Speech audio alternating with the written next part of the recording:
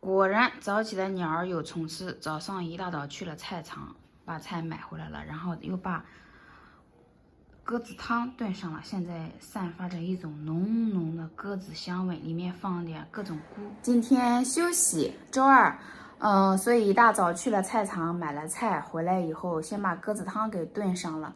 现在刚9点吧，其实我早就刷了一会儿视频了，才9点钟，我基本上把这一天的活儿给做完了。